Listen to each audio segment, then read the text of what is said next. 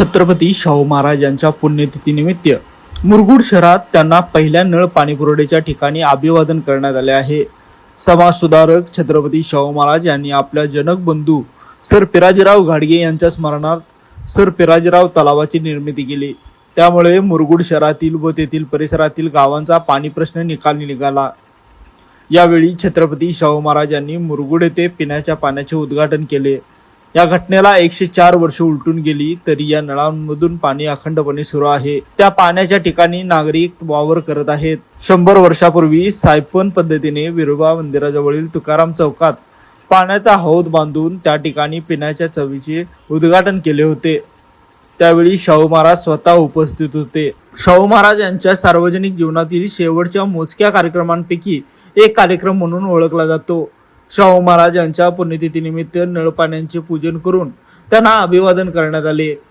छत्रपती शाहू महाराज यांनी बांधलेली सर्व विहिरी त्यांचे स्मारक म्हणून ओळखले जातात।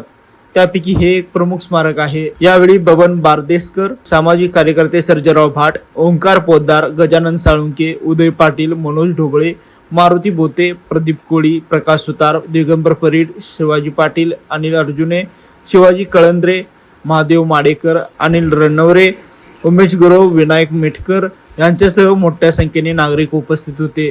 लाईव्ह मराठीसाठी मुरगुडहून सर्जेराव भाट।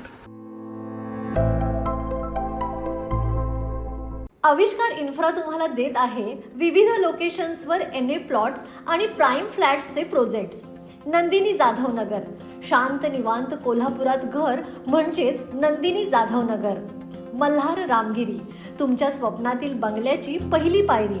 मल्हार रामगिरी हातकणंगले।